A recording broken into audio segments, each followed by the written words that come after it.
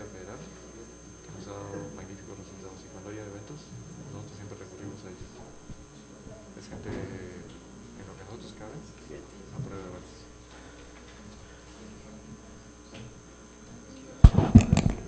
¿Qué tal? Muy buenos días. Vamos a dar inicio a la conferencia. Yo soy Mauricio Forzán, el coordinador general de Diplomacia y Vinculación Empresarial de Diálogos. Diálogos es una asociación civil nacional que se encarga de empoderar a los jóvenes a través de diversas áreas de conocimiento. Son 4 proyectos nacionales. El primero es el ciclo de tertulias nacional, en el cual se invitan a ponentes de diferentes temas para que enriquezcan con las eras de su conocimiento particular a los jóvenes en toda la nación. El segundo es el de cooperación internacional, en el cual se establecen lazos y convenios con universidades en todo el mundo, como por ejemplo el más reciente convenio que se hizo fue con la Universidad de Harvard, en el cual 10 alumnos seleccionados por Diálogos fueron a representar a México en las relaciones con Asia por la Universidad de Harvard. Por ejemplo, también el evento de la OCDE, el último fue en el Senado de la República a través de Diálogos. El tercer gran proyecto es la revista electrónica, la plataforma digital en la cual los jóvenes tienen espacio para que publiquen sus artículos, pensamientos, poemas, etc. Y el último gran proyecto es el taller de debate y oratoria política, en el cual se hacen diversos ejercicios en todo el país para que los jóvenes tengan esta habilidad desarrollada y que puedan expresarse de la manera adecuada en diferentes foros. Diálogos Ibero surge también como la representación de los 12,000 alumnos en la asociación civil y que para que tengamos espacios de diálogo y para que tengamos espacios de participación en diferentes aristas de todo el país. En este caso, como ya es costumbre, el hashtag va a ser Diálogos Ibero. Pueden incluir imágenes, pueden incluir frases de los ponentes, pueden incluir lo que ustedes gusten, cualquier comentario. Para entrar de lleno a la conferencia de hoy, Seguridad Nacional en México, que es sin duda uno de los temas coyunturales actuales que más está cobrando importancia, tendremos el honor de tener la participación de 3 ponentes de primer nivel. De hecho, es una conferencia diamante, por eso, por la alta capacidad y por el alto nivel de los ponentes, así como también de la dinámica, que en un momento les mostraré cómo será. Voy a empezar a presentar a nuestros ponentes. Voy a empezar con Agustín Basabe. Agustín es licenciado en Sistemas de Computación Administrativa del TEC de Monterrey. Es maestro en Administración Pública y Políticas Públicas por la Universidad de Purdue en Estados Unidos y doctor en Ciencia Política por la Universidad de Oxford. Fue director fundador del Departamento de Ciencia Política del TEC Ciudad de México, profesor de tiempo completo de la Facultad de Ciencias Políticas y Sociales de la UNAM, académico distinguido de la Universidad Iberoamericana y profesor investigador de ITSES Ibero, director de posgrado y jefe de la Oficina de Vinculación y Relaciones Exteriores, también de la Ibero. Autor de varios libros, entre ellos México Mestizo, El Nacionalismo, Mexicanidad y Esquizofrenia, Soñar no cuesta nada. Ha sido articulista de Excelsior, Nexos y Reforma. Ha sido panelista en Primer Plano del Canal 11, analista de la Mesa Política de Monitor de José Gutiérrez Vivó, de W Radio y conductor del programa de TV ¿A qué le tiras?, en Efecto TV. Fue diputado federal por Nuevo León y presidente de la Comisión de Asuntos Fronterizos de la Cámara de Diputados de la 55 legislatura. Fue consejero de Luis Donaldo Colosio en su campaña a la presidencia, secretario ejecutivo de la Conferencia Permanente de Partidos Políticos de América Latina y el Caribe. Fue el presidente nacional de la Fundación Colosio y embajador de México en Irlanda. Es profesor investigador de la Ibero, articulista en el periódico El Universal, miembro del consejo editorial de la revista arbitrada Politics, Groups and Identities y es miembro de Oxford Society. Por favor, recibamos con un caluroso aplauso a Agustín Basabe.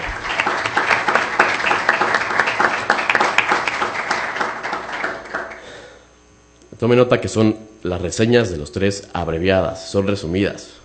O sea, en realidad la trayectoria de nuestros 3 ponentes es impresionante. Vamos con Juan Francisco Torres Landa. Él es licenciado en Derecho por la UNAM, con mención honorífica, y maestro en Derecho por la Universidad de Harvard. Ha sido profesor de Derecho Mercantil en la UNAM, en la Ibero. Cursó un diplomado en Impuestos en el ITAM y fue abogado extranjero asociado en un despacho de Washington en el 90.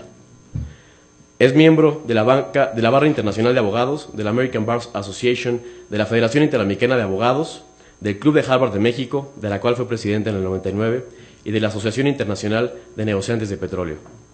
Ha publicado diversos artículos en revistas legales y especializadas y ha participado en diversos seminarios que abordan temas de orientación legal en México. Es especialista en Derecho corporativo, energético, migratorio, minero, ambiental, de inversión extranjera, comercio exterior, arbitrajes y solución de controversias. Ha sido reconocido como un abogado líder en las áreas de su ejercicio profesional en México, designado por Latin Lawyer y otras publicaciones, y en concreto por la reconocida revista de Poder y Negocios como uno de los 13 abogados más influyentes de todo el país.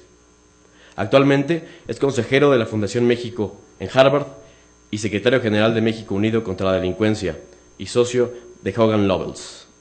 Un fuerte aplauso, por favor, para Juan Francisco Torres Landa.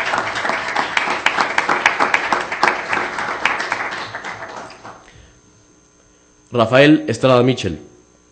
Él es abogado por la Escuela Libre de Derecho, cursó un diplomado de Antropología Jurídica por la Escuela Nacional de Antropología e Historia, grado en Derecho Constitucional y doctor en Derecho por la Universidad de Salamanca. Profesor de Derecho Público, de Derechos Humanos y de Historia Jurídica de la UP, la Universidad Autónoma de Nuevo León, La Salle y la Escuela Libre de Derecho, en la que fungió como secretario académico. Fue coordinador de la Maestría de Derechos Humanos de la Ibero y de la Maestría en Derechos Humanos y Seguridad Pública del Instituto Latinoamericano de la Comunicación Educativa, autor y coordinador de 15 libros. Es miembro del Sistema Nacional de Investigadores con el nivel 2, fue coordinador de asesores de la Procuraduría Social de Atención a Víctimas del Delito, jefe de la Unidad de Atención a la Población Vulnerable del Sistema Nacional de Desarrollo Integral a la Familia y director de Capacitación y Difusión del Sistema de Justicia Penal en la Secretaría de Gobernación. Asimismo, es integrante del Comité Científico de Quaderni Florentini per la Historia del Pensiero Giuridico Moderno, es el pensamiento jurídico moderno, me imagino, de la Universidad de Florencia, del Consejo Editorial de Metapolítica y del Comité Científico de la revista Oasis. Actualmente es consejero consultivo de la Comisión Nacional de los Derechos Humanos y es el director del Instituto Nacional de Ciencias Penales. Un fuerte aplauso, por favor, para Rafael.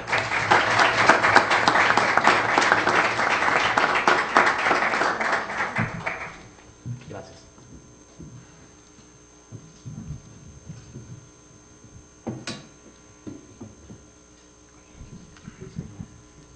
Okay.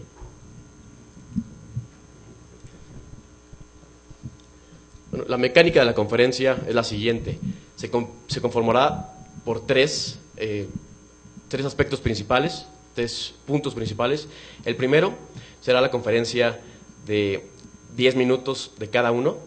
Posteriormente habrá una segunda ronda de 5 minutos de cada uno. Y finalmente la tercera ronda de 5 minutos también cada uno. Después de este primer punto pasaremos a uno segundo, que es responder preguntas y respuestas con todos ustedes. Y finalmente habrá un espacio para conclusiones de cada uno de los ponentes. Entonces, vamos a empezar con Juan Francisco Torres Landa, con una presentación que nos tiene preparada. Claro que sí.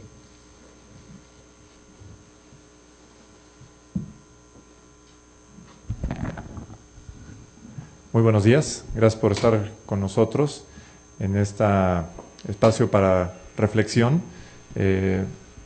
Creo que antes de esto decíamos aquí los ponentes que nos gustaría estar hablando de otras cosas en el país, pero la única forma de resolver los temas que hoy nos ocupan es justamente reconociendo la dimensión de lo que está sucediendo y ver cómo podemos ser todos parte de la solución. Para ello, lo que pretendo hacer en los siguientes 10 minutos, y es un reto hacerlo en tan poco tiempo, es darles un poquito el panorama de cómo vemos desde el punto de vista de la asociación la situación actual del país, de dónde venimos, dónde estamos hoy en día y hacia dónde pueden apuntar las áreas de solución. Entonces, les voy a pasar una serie de datos que es importante. Aquí les diría que en la asociación lo que proponemos y lo que propalamos es que haya conocimiento de información. Hay un senador en Estados Unidos que se llama el senador Moynihan que dice que todo mundo tenemos derecho a nuestra propia opinión, pero no tenemos derecho a nuestros propios datos. Entonces es muy importante que tengamos cuáles son los datos duros de la situación que vivimos en el país y después ya nos podemos formar una opinión. Pero formarse una opinión sin tener datos es irresponsable. Entonces vamos a ver cuáles son los datos que hoy en día están presentes y dónde están las raíces, los problemas fundamentales que, insisto, desde el punto de vista de la asociación, nos tiene al país donde estamos en este momento.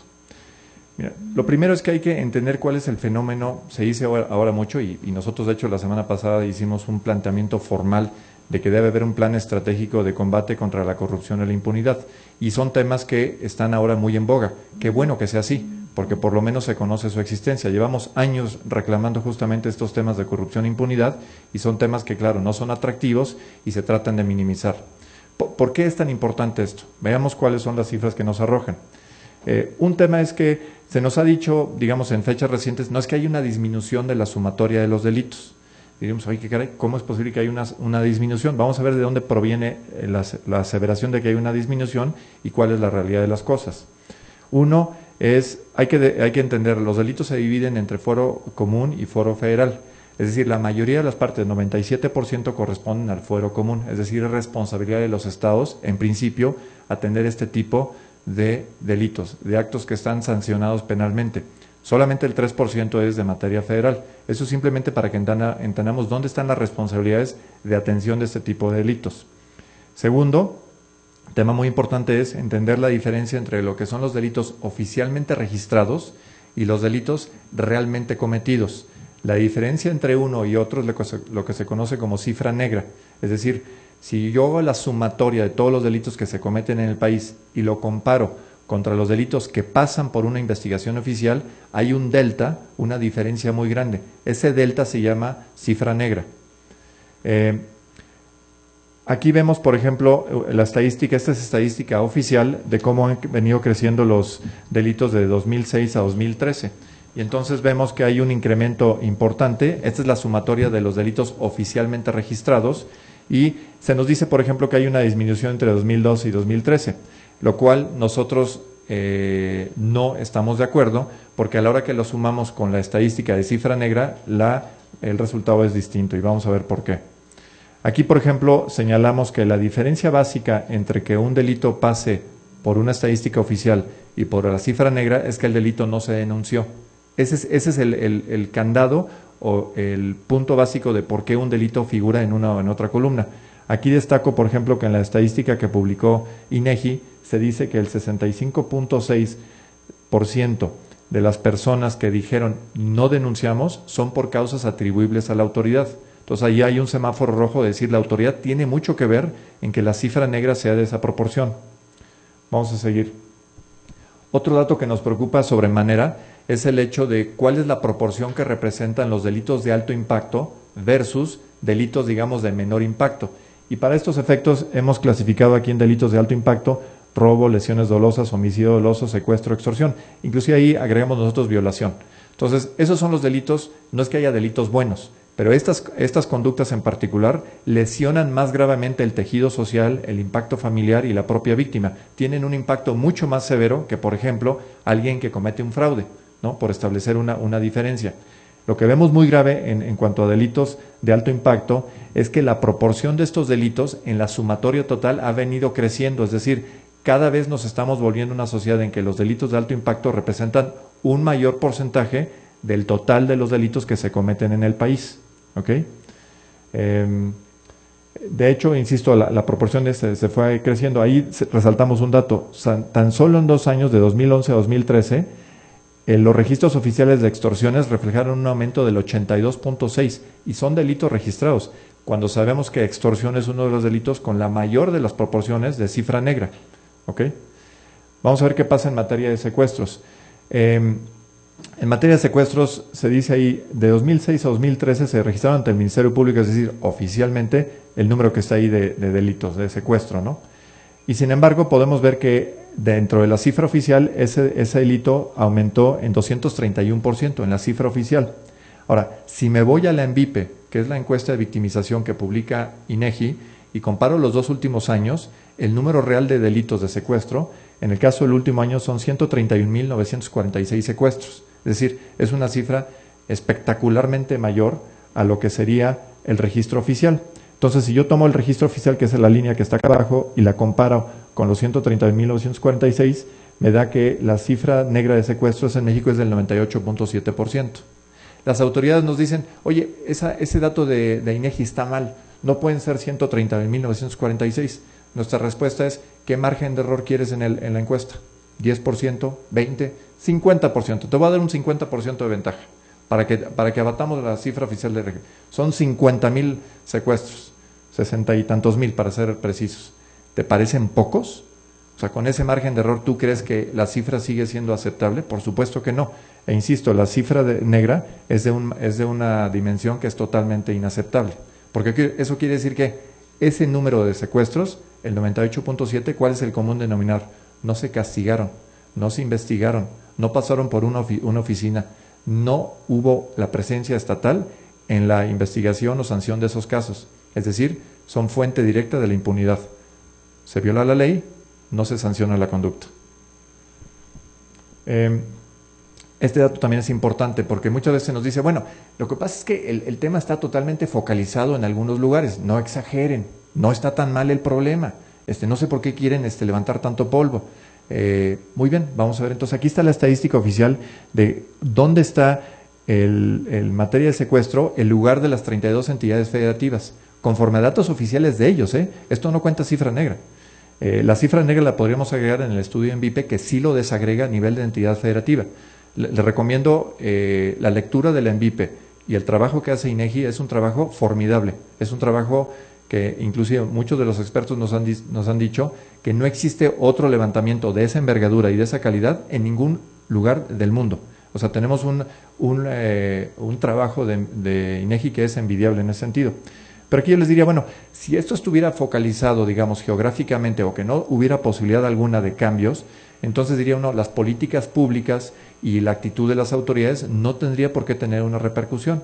Y eso es falso. Porque si yo comparo, por ejemplo, y el ejemplo más claro es el caso de Morelos. Ustedes ven por aquí dónde está Morelos, ¿no? Por acá está. O sea, quiere decir que en este año, ¿no? Y son 4 años que están comparados, Morelos estaba en la tabla baja de inseguridad en materia de secuestros. En tan solo 3 años, Morelos está en la parte de hasta arriba. Y lo podría hacer con otros estados, pero ese estado es muy representativo. En tan solo 3 años pasó de los estados más seguros a de los estados más inseguros. ¿Por qué? Por abandono institucional, por falta de secuencia en las políticas públicas, por no continuidad en la operación de sus unidades especializadas contra el secuestro, etcétera. Entonces, la moraleja es, por supuesto que hay una consecuencia natural en el manejo de políticas públicas, en lo que es el resultado final de si una entidad es segura o insegura, si se cometen más o menos delitos. Sí hay una incidencia y hay una consecuencia real. Este cuadro también es muy representativo. Aquí, con el permiso de Eduardo Guerrero, que es el que lo hizo, presentamos esta lámina. Esta lámina lo que nos indica, ahí están las 32 entidades federativas. Y esta lámina lo que nos dice, cuál es su nivel de inseguridad, si es bajo o no, o crítico, y si la tendencia es de mejora o de deterioro. Entonces, no curiosamente, no es fruto de la casualidad, digamos, el peor spot es este acá. Este cuadrante es el lugar, digamos, más peligroso, ¿no? Pues aquí están Morelos, está Guerrero, está el Estado de México, Baja California, Michoacán, Tamaulipas. Justamente los estados que nosotros hemos venido reclamando durante muchos años son los 5 o 6 estados donde está la alarma roja. No es ningún secreto que aquí esté Iguala, acá está Tierra Caliente, aquí está la zona conurbada, por este lado, acá esto era Cuernavaca y compañía, acá es la zona caliente de Michoacán, etcétera. No es fruto de la casualidad, es simplemente que estadísticamente las políticas públicas y las condiciones de inseguridad los orientan acá. Pero ustedes dirán, ¿nada más es el efecto negativo? No, hay efectos positivos. Fíjense lo que pasa, por ejemplo, con esta parte de aquí. Aquí está Nuevo León. Nuevo León hace 2 años estaba acá. Y sin embargo, a base de políticas públicas, a base de cerrar filas con la ciudadanía, a base de insertar un nuevo modelo policial, vean dónde está Nuevo León, vean dónde estaba Chihuahua. Chihuahua hace 2 o 3 años también estaba por acá. Esto nos muestra nuevamente que el uso de políticas públicas es un tema importante. Puedo tener que volar, o a lo mejor reservo una parte para el siguiente, porque estos datos son importantes. Esto es la misma gráfica, pero a nivel de ciudades. Y en este caso lo que se compara igualmente es ¿cómo estableces tú la alta confianza en las autoridades o baja? Y cuál es, si es ahí baja o alta capacidad institucional. Y aquí hay una base social baja o alta en materia de delincuentes. Entonces, obviamente, donde no quieres estar es que haya una alta base social y baja confianza. O sea, los peores lugares están acá. Y pues nuevamente volvemos a ver ciudades como Acapulco, ¿no? Cuernavaca, etcétera, que nuevamente vuelvan a mostrar que hay una baja confianza en las autoridades y hay una alta penetración por parte de las áreas delincuenciales, ¿no?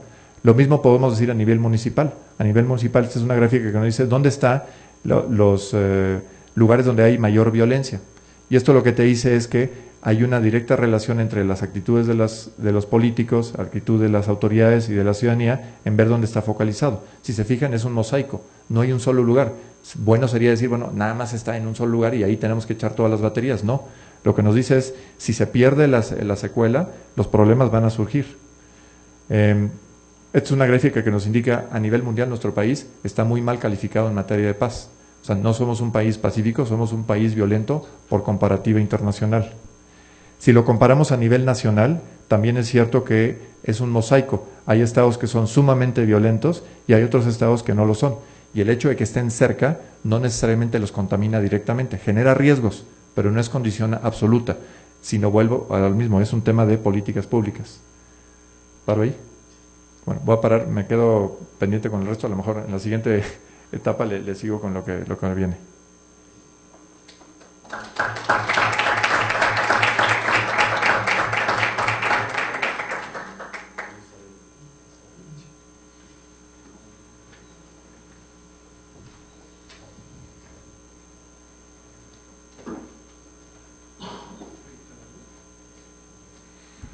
Bueno, pues muchísimas gracias, Mauricio, por la invitación.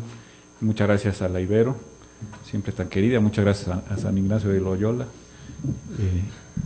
y a toda la Compañía de Jesús, porque creo que siempre ha estado a lo largo de la historia de México involucrada en los grandes temas, y qué duda cabe que, como nos ha demostrado Juan Francisco Torres Landa, es por cierto un gran honor hablar después de él y un reto muy importante y muy interesante. Uno de los grandes temas, un tema yo diría de sustento de la República, sin exagerar, ni tampoco exagerar las expresiones, porque hoy por hoy nos estamos jugando el futuro de nuestro ámbito de libertades y de igualdades precisamente en el tema de la seguridad, de la seguridad nacional, pero que está desde luego imbricada en el tema de la seguridad pública o de la inseguridad pública, y en eso quisiera yo basar mis 10 minutitos de reflexiones que son más bien preguntas para ustedes, y desde la perspectiva pues de alguien que ha vivido un poco más que ustedes, que tiene un poquito más de experiencia, pero que sigue teniendo el mismo azoro de hace 20 años. ¿Hasta dónde vamos a permitir que las cosas sigan degenerando, sigan yendo hacia mal? ¿Cuál punto puede tener de inflexión en la situación de seguridad pública hasta que nos demos cuenta que impacta de manera muy definitoria en el desarrollo todo de nuestro Estado constitucional y democrático de derecho? Don Agustín, es también un gusto estar en la mesa y será seguramente escucharlo en unos momentos. Bueno, entonces, ¿hasta qué punto la inseguridad pública se ha transformado en una amenaza para la seguridad nacional? Yo creo que la mesa está dedicada básicamente a este tema, seguridad nacional, pero no podemos pretender que se trata de compartimentos estancos. Cuando uno analiza estas cifras, y México Unido contra la Delincuencia nos habla de un índice de paz diferenciado en las diversas entidades de la República, pues uno se pregunta si la trabazón nacional es lo suficientemente sólida, o si estas cifras tan disparadas que hacen que existan varios Méxicos, quizá incluso, si no 32, sí por lo menos 5, 6, 7 regiones muy, muy diferenciadas en cuanto al impacto del delito y sobre todo de los crímenes de alto impacto. Bueno, pues eso nos tiene que hacer cuestionarnos acerca del futuro de nuestro propio Estado y de el impacto que ello puede tener en la seguridad hacia el exterior y en la influencia que poderes del exterior pueden llegar a tener sobre nosotros. La situación de vulnerabilidad se traduce en una vulnerabilidad hacia todo el Estado mexicano como sujeto de derecho internacional, pero también en sus políticas internas. Así es que me parece que la inseguridad pública se ha convertido ya, o de hace varios años, en una grave amenaza para la seguridad nacional. ¿Qué incentivos existen para que esto deje de ocurrir? Es decir, nos hemos enfrascado en grandes reformas muy estructurales de corte acusatorio adversarial para el sistema de enjuiciamiento penal, una reforma estructural donde las haya en términos de garantía y tutela efectiva de los derechos humanos, de principio pro persona, de principio pro dignitate, esto que ustedes conocen mejor que yo, y habría que preguntarnos si estas reformas se pueden traducir en una adecuada investigación y procesamiento de los delitos, sobre todo de los delitos de más alto impacto, de tal forma que el nuevo sistema de justicia penal o la garantía efectiva de los derechos humanos en nuestro país, incluso el nuevo juicio de amparo, puede incidir en una traducción de cierta garantía, por mínima que ésta sea, de la seguridad nacional. En otras palabras, ¿cómo hacemos para que las potestades fácticas de corte delictivo, para que las bandas del crimen organizado, para llamarlas con toda claridad, internacionales o simple y llanamente nacionales, es decir, de operación en lo que llamamos territorio de la República, puedan dejar de impactar de manera tan grave en los ámbitos de toma de decisiones fundamentales, del Estado mexicano, a través, por ejemplo, de un programa para la seguridad nacional que sea común y que esté compartido por todos los ámbitos de la sociedad. Hay uno, por supuesto, la administración del presidente Peña Nieto lanzó el programa para la seguridad nacional 2014-2018. ¿Cómo hacemos que se traduzca, por ejemplo, en una doctrina común de inteligencia que no se reduzca a lo militar o incluso a la inteligencia que se utiliza con muy buen éxito en la Secretaría de Marina, sino que también comparta datos con lo que podríamos llamar un Ministerio del Interior que se haga cargo de todas las dimensiones del aseguramiento de la seguridad pública y su traducción en la seguridad nacional, o por supuesto en la inteligencia que tiene que ver con la persecución de los delitos y la procuración de justicia. ¿Es deseable una doctrina común de inteligencia? Yo creo que sí. El Estado mexicano en sus diversos órdenes y en sus diversas actividades tiene que avanzar hacia combatir los fenómenos que atentan contra su propia estabilidad a través de una doctrina común y de estrategias comunes que sean, nunca mejor dicho, auténticamente inteligentes. Ahora, este programa para la seguridad nacional 2014-2018 pues tiene claramente dos objetivos estratégicos. Y el primero tiene que ver con lo que nos decía el doctor Torres Landa. ¿Hasta dónde vamos a identificar ya como vulnerabilidades, como riesgos, como amenazas graves a la existencia misma de nuestro Estado constitucional y democrático, todo aquello que vaya en contra de la consolidación de un auténtico sistema compartido de seguridad nacional? Es decir, ¿cómo podemos advertir, y con datos duros como los que ofrece el INEGI, que los atentados contra la seguridad pública ya se traducen en atentados contra el sistema de seguridad nacional? Y en segundo lugar, un objetivo también muy claro: ¿cómo aseguramos que la política de seguridad nacional del Estado mexicano adopte la necesarísima perspectiva multidimensional a la que me refería yo, por ejemplo, a través de la compartición de una doctrina de inteligencia entre todos los órdenes y actividades del Estado mexicano? Es decir, ¿cómo favorecemos la consecución de la obtención de los intereses nacionales cuando lo que vemos es que, pues, aunque existiera la mejor voluntad, por ejemplo, en todas las entidades o incluso en los órdenes municipales para combatir el delito, y sobre todo el delito de alto impacto, que excede en más de un 90% a los delitos que se cometen en todo el país? ¿Cómo le hacemos? Me refiero a los que se traducen pues en una persecución que tiene que ser de corte local. ¿Cómo le hacemos para entender que eso está imbricado en la lógica misma de la seguridad nacional, adoptando una perspectiva multidimensional con policías como lo que hoy justo estamos discutiendo y se está discutiendo en el Palacio Nacional, en el centro mismo de la República, hoy mismo? ¿Cómo le hacemos para que esas policías adopten una perspectiva común cuando no respondan a un mando único bien estructurado y bien dirigido hacia objetivos pues que son evidentemente comunes porque son objetivos republicanos. La falta de eficacia, postulo lo siguiente a ver qué les parece a ustedes, la falta de eficacia del sistema de justicia penal para la adecuada persecución de los delitos y para la adecuada procuración de justicia se ha transformado hoy en un riesgo de seguridad nacional y hay que decirlo sin ambajes y reconocerlo desde todos los ámbitos del Estado y de las responsabilidades públicas. Los poderes fácticos, sobre todo aquellos de carácter delincuencial, amenazan gravemente la estabilidad de nuestro sistema de libertades, de igualdades, de nuestro Estado constitucional, por llamarlo con toda claridad. Pero una doctrina común de inteligencia que se haga cargo de lo militar, que se haga cargo de lo que tiene que ver con el aseguramiento del interior, pero también que se haga cargo de la debida procuración de justicia, tiene que tomar en cuenta que hay reglas y principios de debido proceso. Y que nos hemos enfrascado en una serie de batallas muy duras por asegurar ese adecuado procesamiento de las causas criminales y que es una batalla que hemos estado ganando desde las atalayas de la sociedad civil, de la academia, pero también desde las responsabilidades públicas. ¿A qué me refiero? Pues un caso clarísimo. Podemos tener la doctrina de inteligencia más eficaz que ustedes quieran, pero si ello se traduce en la obtención de pruebas en contra de procesados, así pertenezcan a organizaciones delincuenciales que sean obtenidas a través de la violación de sus derechos fundamentales, bueno, pues tanto la Constitución como el Código Nacional de Procedimientos Penales hoy es muy claro en torno a que esas pruebas tienen que ser excluidas o son nulas.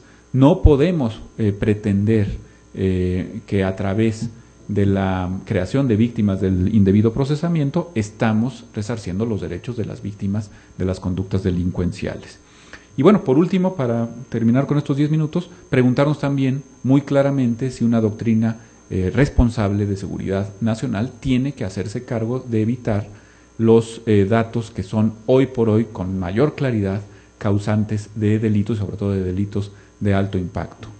Datos de exclusión, de marginalidad social, de pobreza, sin que esto implique criminalizar a la pobreza, sino simple y llanamente darnos cuenta que los estados más gravemente afectados por el fenómeno delincuencial son aquellos en los que los índices y los percentiles de desigualdad son mayores. Es decir, estados, entidades federativas en donde la exclusión está a la orden del día, y no me refiero solamente a la exclusión económica, sino a una serie de variables que haríamos muy bien en tomar en cuenta desde una perspectiva multidimensional de la seguridad nacional en México.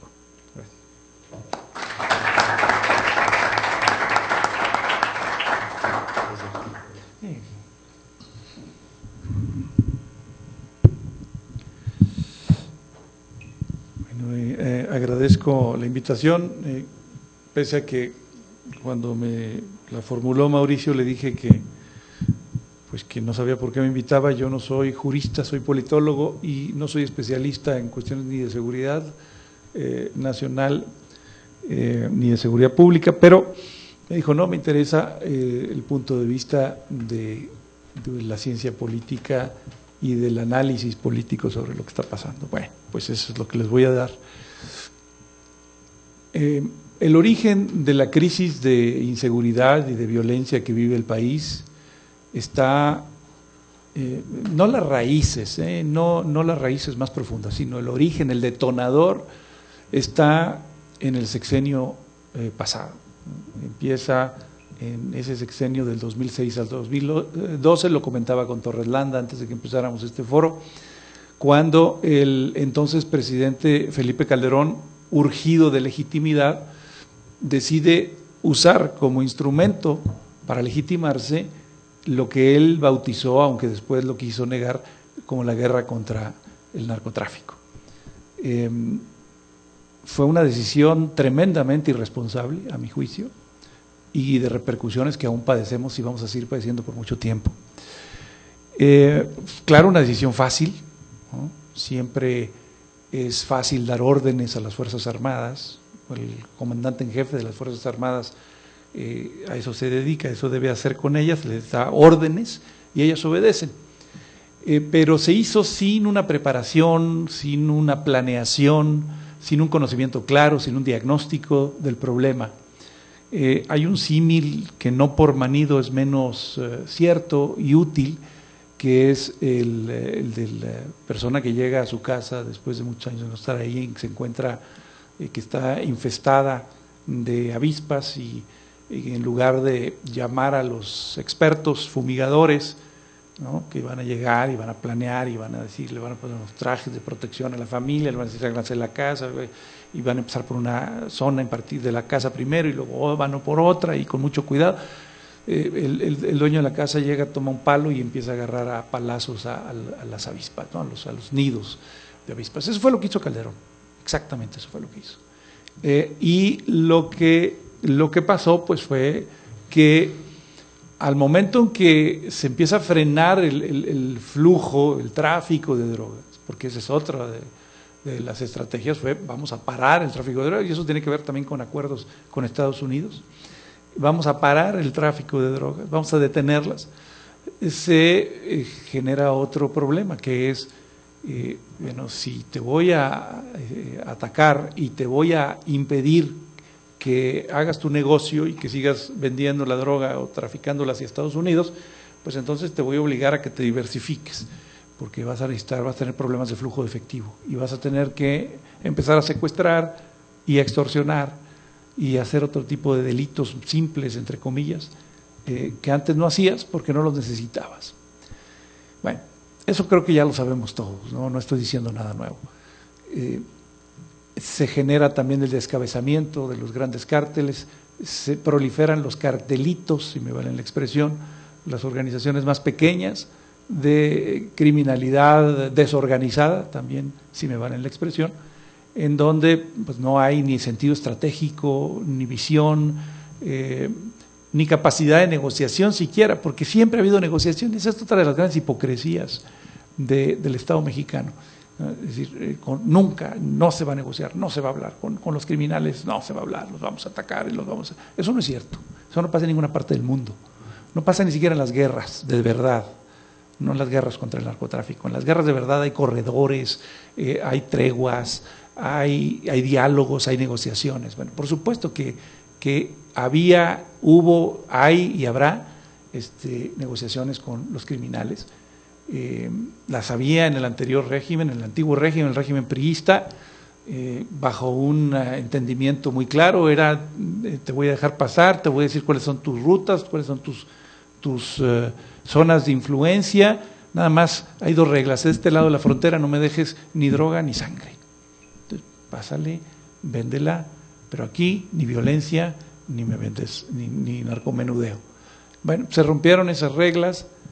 Pero por supuesto que debe haber negociaciones hoy, todavía, y en el sexenio pasado con el narcotráfico. Que pasa que no es lo mismo negociar con 2 o 3 grandes cárteles, con 2 o 3 grandes cabezas, que negociar con una criminalidad atomizada, fragmentada, que tiene, insisto, líderes no preparados, probablemente sicarios que ascendieron y tomaron el lugar de los jefes. Bueno. Para mí, todo lo que se ha discutido desde entonces a la fecha, desde el sexenio anterior hasta la fecha, en términos ya de los especialistas, en términos de las propuestas concretas para el combate al crimen organizado, para el fortalecimiento de las instituciones de seguridad, etcétera, es muy útil, es muy importante y es absolutamente indispensable. Pero yo creo que faltan 2 cosas fundamentales en la mesa del debate. Una de ellas es la raíz, aquí sí, las raíces históricas, los incentivos y los orígenes culturales de la corrupción en México, por un lado, y por otro, el combate a lo que a mi juicio es más importante, que son las redes financieras del crimen organizado. Yo veo debates muy interesantes, muy, insisto, útiles, sobre cómo fortalecer a nuestra Policía Federal, cómo fortalecer a las policías estatales, el mando único, me parece fundamental, importantísimo, pero la trinchera más importante, la primera trinchera en esta lucha no debe ser ni la Secretaría de la Defensa Nacional, ni la Secretaría de Marina, ni la Procuraduría, ni la Secretaría, o como se llame ahora, de Seguridad Pública, sino la Secretaría de Hacienda. Si no se le pega a los flujos de lavado de dinero, si no dañas la capacidad patrimonial, el manejo del dinero, de las armas, de las organizaciones, pues vas a estar haciendo una lucha contra la hidra. Descabezas una organización, pero dejas intacto su poderío económico, su poderío, su estructura, sus casas de seguridad, sus aparatos, sus transportación, sus armas. Bueno, pues llegará alguien más a organizarlas, a manejarlas, ¿no? Veía hace tiempo una comparación de lo que habían hecho en Colombia en términos de extinción de dominio, de lavado de dinero, es decir, cómo habían atacado a la raíz financiera del problema, y comparación de cifras de lo que había hecho México, y bueno, es verdaderamente vergonzoso, ¿no? Lo que en términos de millones de dólares, eran miles de millones de dólares que Colombia ha confiscado de propiedades del narcotráfico, es infinitamente superior a lo que se ha hecho en México. Aquí es prácticamente insignificante. Claro, insisto, siempre es más fácil que un presidente le dé una orden a su secretario de Defensa, secretario de Marina, o a su jefe de la policía, o a su procurador general de la República, a que se ponga a negociar con los banqueros que se van a sentir afectados, porque van a ser afectados por estas medidas de combate al lavado de dinero y a las finanzas ilícitas del crimen, y a todos los empresarios que también se van a ver afectados, porque ¿a dónde creen ustedes que van los miles de millones de dólares que vale este negocio? ¿O creen que se vaporizan o se queda nada más en manos de unos cuantos multimillonarios? No, por supuesto que no. Esto beneficia a muchas partes de la economía formal de México y de muchos otros países. Entonces, por supuesto, si se va en contra de esas redes financieras, pues se tiene que negociar y sentarte a resistir las presiones de los banqueros y de los empresarios. Lo dejo aquí, entiendo que tenemos una segunda ronda, y ahí completo lo que quiero decir. Gracias.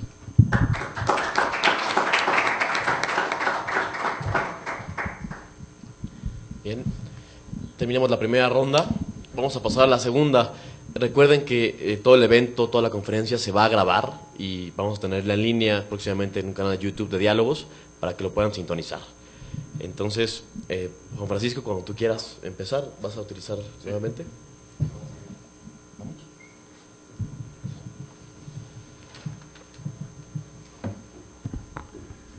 Muy bien, sí, sin querer nos estamos poniendo muy de acuerdo todos los ponentes, porque creo que vamos en una buena secuencia, y por cierto agradecer obviamente la invitación, que con las prisas del principio se me olvidó hacerlo, es importante, y agradecer que estamos aquí en esta universidad.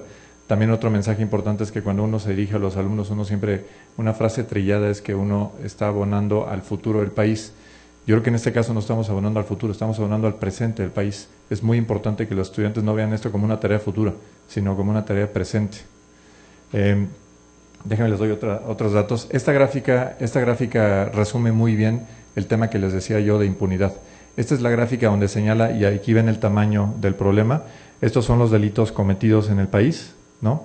La sumatoria absoluta de los delitos cometidos. Estos son los delitos formalmente registrados, es decir, que pasaron por una averiguación previa o una carpeta de investigación, dependiendo del sistema penal que se haya seguido.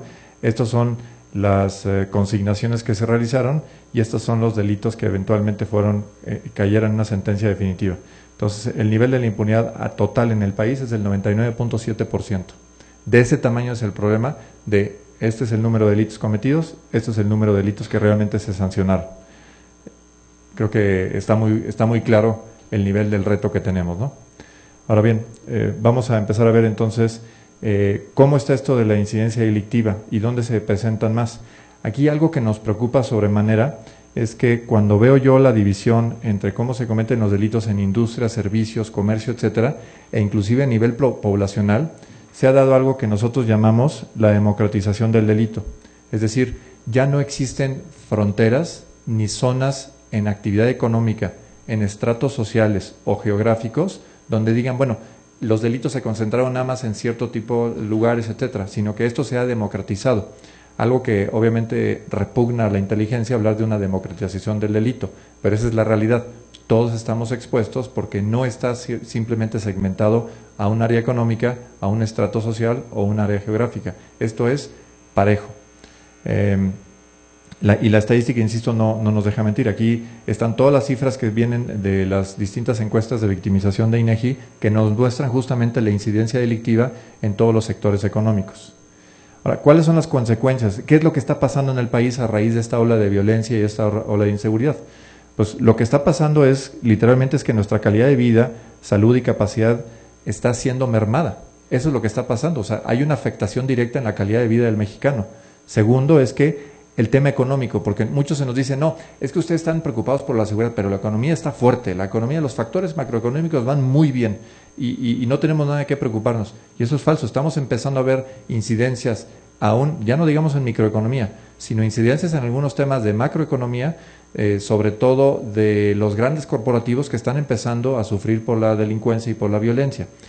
Hay un estudio de McKinsey que habla de estos dos grandes Méxicos, un México productivo, un México transnacional, globalizado, etcétera, de competitividad a nivel de cualquier otro país del mundo, y un México subyacente de una gran injusticia, de una gran pobreza, de un gran desempleo, etcétera. El problema es que esos dos Méxicos se están polarizando cada vez más, y aún en el México de arriba, en esos, insisto, dos distintos sectores nacionales, están empezando a haber consecuencias. Por ejemplo, hace 2 o 3 días se hizo un anuncio que me pareció sumamente grave y que no recibió mayor atención. Walmart anuncia que va a salir de operaciones en Oaxaca y en Guerrero. Esa es una noticia terrible. Es una noticia que tiene una repercusión muy importante, es decir, la cadena de distribución más importante del país no va a operar en 2 estados altamente poblados. ¿Por qué? Porque es muy inseguro. ¿Qué es lo que pasa? Los pobladores de esas entidades, pues, van a sufrir directamente en su calidad de vida, porque la calidad de distribución, el nivel de bienes y servicios que van a recibir no son los mismos que el resto del país. Se polariza aún más esta condición. En materia de procuración de justicia, estamos en medio de un grave problema. Tenemos un plazo constitucional de 8 años para transitar de un sistema penal inquisitorio a un sistema penal acusatorio. Rafael es un experto en la materia, no voy a quitarle a lo mejor algo de lo que él nos pueda decir, pero yo nada más me concentraré en varios temas, que es que nos hemos concentrado en ser reactivos y no proactivos. Le preferimos apostar a simplemente a tratar de actuar ante las circunstancias y no a prevenir el delito. Cuando está demostrado en mejores prácticas internacionales que lo que tú apuestes a prevenir te da una mucho mejor rentabilidad que tratar de perseguir los delitos cuando estos ya se cometieron. El modelo policial que tenemos en nuestro país es totalmente arcaico e inoperante. Está desarticulado, no tiene condiciones viables de remuneración, no tiene condiciones viables de interacción o coordinación entre ellos. Es un verdadero, perdonad la expresión, es un verdadero desmadre. Esa es la mejor forma para que no se les olvide. Ese es como está la policía.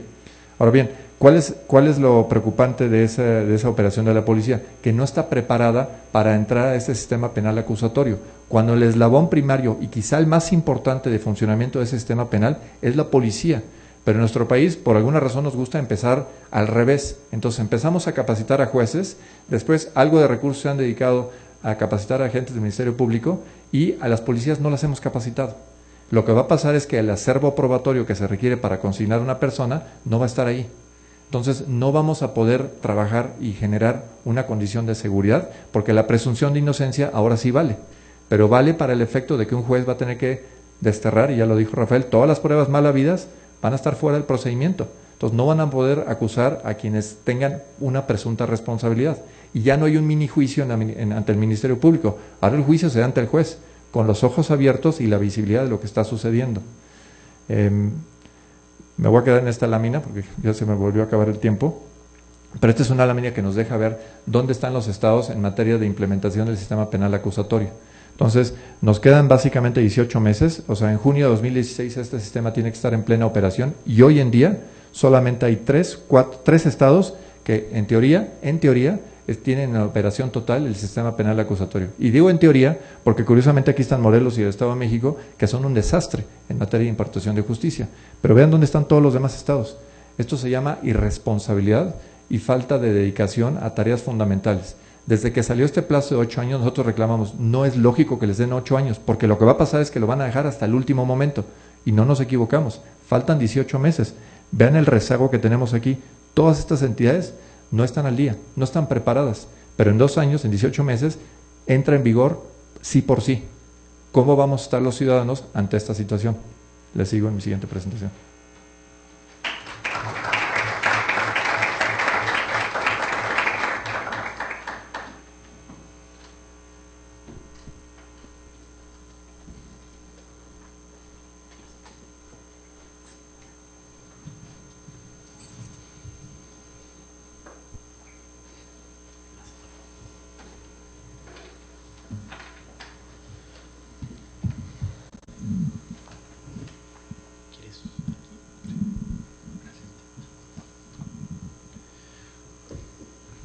Bien, bueno, por supuesto que la única amenaza a la seguridad nacional no es la mala operación del sistema de justicia penal, pero precisamente los índices tan altos de falta de eficacia en persecución, procuración de justicia y en administración de la misma, pues generan que el margen de maniobra, por así decirlo, del Estado mexicano en sus diversos órdenes se vea notablemente reducido. Y hablamos, bueno, generalmente cuando estamos hablando de combate a la delincuencia nos imaginamos delitos de sangre de muy alto impacto, homicidio, desapariciones forzadas, etcétera, etcétera. Todo esto que hemos vivido infortunadamente en nuestro país. Pero no solo se trata de esto y no solo está asociado al tráfico de narcóticos y de armas. La seguridad nacional también se juega, por ejemplo, en el tema energético. Se juega en los temas, como señalaba el doctor Basabe, los temas de necesaria inteligencia financiera, ¿no? Es decir, los temas del seguimiento de los dineros, del combate al lavado de los mismos, a la cadena de financiamiento de unas actividades, una multiplicidad de actividades delictivas. Piensen ustedes también en trata de personas, en contrabando, en el cortar las cadenas productivas. Precisamente la Gendarmería Nacional y su creación y sistematización responde a la necesidad de que la cadena productiva y la cadena de intercambio de bienes y mercaderías no se vea interrumpida por la operación de estos poderes fácticos que les hemos llamado delincuencia organizada, pero que todavía van incluso más allá de la propia delincuencia en su organización tal como en el imaginario, y esto los politólogos lo van a entender muy bien, en el imaginario colectivo la tenemos interiorizada. Lo que quiero decir es que son estructuras cada vez más sutiles, cada vez más complejas, que tienen una cara de legalidad innegable, que es la que le dan al público, o que cuando no pueden tener esa cara, pues simplemente acuden al expediente de corromper a las autoridades. Y es que también en el combate a la corrupción se está generando un sistema a través de una fiscalía autónoma, especializada en delitos relacionados con la corrupción, un sistema de combate a estas prácticas. Bueno, a través de la corrupción es que las amenazas a la seguridad nacional mediante la falta de operación de los mecanismos adecuados de seguridad pública, pues se traducen en una práctica cotidiana y de todos los días. Lo que hemos visto en los últimos días habría sido imposible sin servidores públicos que no sean tales, es decir, que permitan ser corrompidos, se permitan a sí mismos ser corrompidos, no solamente en términos financieros, sino con efectos corruptores mucho mayores y de mayor intensidad, por ejemplo, pues que permitan ser corrompidos a través de las amenazas a su integridad personal, a la integridad de sus familias, etcétera. Todo esto que tiene que ver con la falta de eficacia también para pertrechar las actividades de los que quieren seguir sirviendo a la sociedad a través de una efectiva operación de sus labores de procuración y administración de justicia. Por eso es muy importante lo que señalaba Juan Francisco Torres Landa. El eje es, y por ahí tendremos que empezar, y a eso tendremos que dedicarle los siguientes 18 meses, estoy absolutamente cierto, el eje, el nodo de la cuestión es tener policías eficaces, agentes de investigación de los delitos que realmente sean eficaces, que interioricen los valores de la reforma penal, que interioricen los valores de la reforma en materia de derechos humanos y que permitan que este entorno estratégico al que se refiere el Programa para la Seguridad Nacional 2014-2018 sea adecuadamente instrumentado en sede de procuración y administración de justicia. Sin esa interacción de las policías, de los agentes de investigación y bajo el mando y conducción evidentemente técnico, profesional, correctamente argumentatorio desde el punto de vista jurídico y probatorio del Ministerio Público, o del ministerio más público que existe, que es precisamente la Fiscalía, que tiende a la acusación de las conductas antisociales, la acusación, insisto, técnica y exitosa, con una estrategia impecable, técnicamente irreprochable. Bueno, sin esta interacción, lo que vamos a tener es un sistema de justicia penal que va a seguir teniendo lagunas, antinomias muy claras y que se va a seguir traduciendo en reducir el margen de maniobra de la operación del Estado mexicano en sus diversos órdenes y que ello mismo pone en entredicho el futuro de nuestro Estado constitucional y democrático de derecho. No sé si vaya a haber tiempo después para hablar del tema de la exclusión de la marginalidad con lo que dejábamos la anterior exposición, pero pues es el tema también central y nodal. Las estadísticas son muy concluyentes al respecto y si no hay, bueno, pues quizá en la sesión de preguntas y respuestas podríamos incidir en esta temática. Gracias.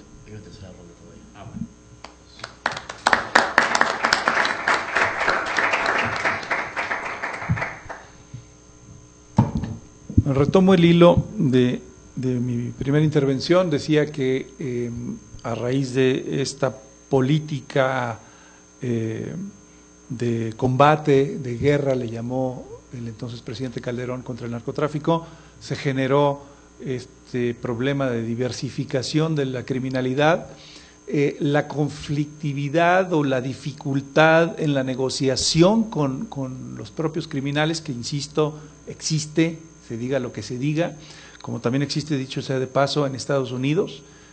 Quiero decir, la droga, vamos a hablar de la droga en este momento, la droga cruza la frontera y llega a un punto fronterizo de Estados Unidos, o a un aeropuerto o a un puerto marítimo. De ese puntito se distribuye en todo el inmenso territorio de los Estados Unidos de Norteamérica. Si no hay corrupción y o acuerdos, pues explíquenme ustedes por qué no hay desabasto de drogas en los pueblitos y en los lugares más remotos de esa inmensa geografía norteamericana. Por supuesto que hay acuerdos de la DEA con los narcotraficantes. ¿Se imaginan ustedes si se detuviera, si se pudiera detener toda la droga en los puntos fronterizos y no pasara nada? ¿Se imaginan ustedes el síndrome de abstinencia multitudinario que habría entre los millones de adictos que hay en Estados Unidos? Bueno, entonces dejémonos de ingenuidades. Por supuesto que hay negociaciones, por supuesto que hay pactos, pero esos pactos hoy en México se dificultan por la fragmentación de los cárteles. Bueno, ahí en esas estaba yo y estaba hablando de la importancia. Yo dije que iba a centrar mis intervenciones en dos temas, fundamentalmente, que creo que no están sobre la mesa, o por lo menos yo no los veo tan frecuentemente en las discusiones, que son: uno, esto de la inteligencia financiera, del combate a los flujos financieros del narcotráfico y del crimen organizado en general, el primero; y el segundo, el tema de la corrupción. Yo tengo una tesis personal sobre el origen, la raíz histórica de la corrupción en México. Mi tesis está en mi libro Mexicanidad y Esquizofrenia, es que nos viene de la colonia misma y que es el acátese pero no se cumpla, que sigue vigente en el siglo XXI.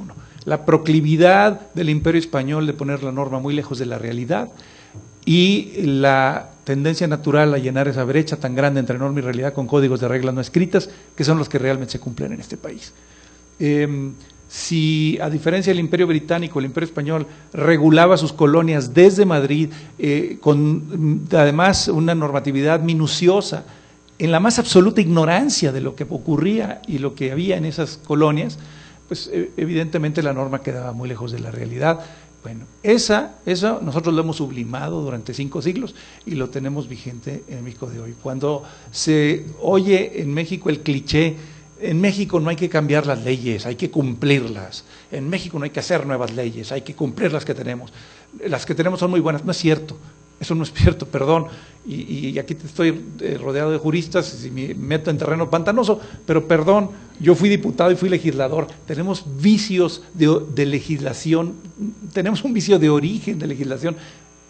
Creemos que la mejor norma es la norma ideal, la norma perfecta, para un país de ángeles o de dioses, como diría Rousseau, y no la norma que está más cerca de la realidad y que la pueden causar. Concebimos nuestra Constitución como un proyecto a futuro, como un anhelo, como algo que queramos llegar a ser, y no como la guía cotidiana del comportamiento de la sociedad. Todos esos son vicios legislativos que seguimos arrastrando a la fecha. Tenemos leyes y reglamentos terriblemente alambicados, con muchos problemas para cumplirse, y en esas condiciones tenemos todos los incentivos perversos para la corrupción. En México es más fácil, más rápido, más barato y más conveniente evadir o violar la ley que cumplirla. Y en esas condiciones, insisto, esperar una sociedad con apego a la legalidad es esperar una sociedad de apóstoles. Es irracional en México cumplir la ley cabal, sistemática, plenamente todos los días. Porque están dados los incentivos para que sea tremendamente complicado hacerlo y tremendamente fácil evadirla o violarla, por la impunidad también. Entonces, bueno, mientras tengamos esos incentivos, va a ser racional, fíjense lo terrible que les voy a decir, va a ser racional corromperse en este país. Que el mexicano actúe de manera honesta, legal, cuando la ley fue concebida como una espada de Damocles solamente para aquel que ose desafiar las reglas no escritas, es muy difícil, es irracional. Lo racional es que se corrompa ese individuo, y lo que no entendemos es que la suma de racionalidades individuales da como resultado una irracionalidad colectiva. Eso no lo vemos. No vemos que esa suma de racionalidades individuales da como resultado una irracionalidad social y una disfuncionalidad social. Creo que hay un trabajo fuerte que hacer en términos, bueno, yo soy de los que cree que necesitamos una nueva constitución en este país, pero además de una revisión sistémica de todo nuestro orden de leyes y reglamentos para acercar la norma a la realidad, para simplificar. Ese es otro tema que tampoco he visto en muchas discusiones. ¿Se me acabó el tiempo? Bueno, cierro en la siguiente. Gracias.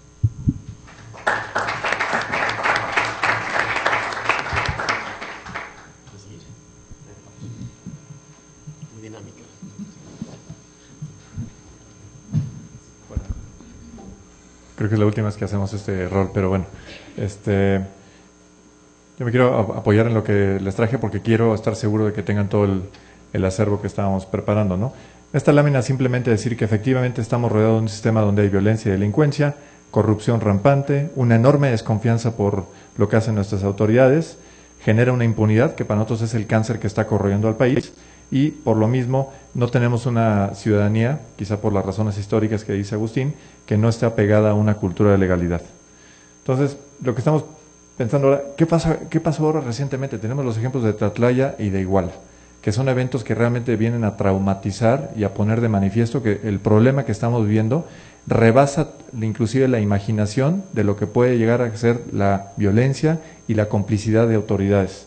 Y aquí nos damos cuenta entonces que hay un vicio en los exámenes de control, que la capacidad del gobierno federal para identificar casos y actuar es nula, o en algunos casos inexistente, que la ineficacia investigativa de la PGR es manifiesta, es decir, tenemos problemas graves de coordinación, de investigación, de prevención en todos estos temas. Nosotros hemos dicho y lo sostenemos, los eventos de Tlatlaya y de Iguala se pudieron haber evitado, sí se pudieron haber evitado porque hay señales rojas clarísimas de que hay una grave descomposición en esos lugares. ¿Cuáles son las reflexiones que hacemos nosotros? Hay excesos de autoridades, hay un índice de letalidad, que es algo de lo que se habla poco, que implica cuál es el nivel de agresión por parte de las autoridades y el debido proceso que se debe respetar respecto a presuntos delincuentes. No existe. Colusión y confusión, ataque directo a grupos vulnerables, etcétera, etcétera. Me voy a brincar esto más rápido. Hay estudios que se tienen que hacer para entender realmente cuáles son esas raíces, dónde está la raíz del problema para poderlo atacar y abordarlo esto en una forma conjunta. Nosotros proponemos, sí hay soluciones, no venimos nada más aquí a decirles, oye, todo esto es un desastre y hay que empacar e irnos del país. No, hay que luchar por el país, hay que meternos a la trinchera y sacarlo adelante.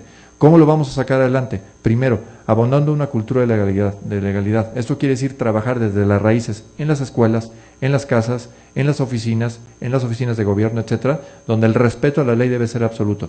Ya podemos discutir si la ley requiere o no cambios, pero de entrada, esa ley debe ser una regla absoluta y debemos de entender que nos conviene. No es una cuestión de endoctrinamiento o de simplemente ser disciplinados, sino que nos conviene como sociedad vivir dentro de esa legalidad.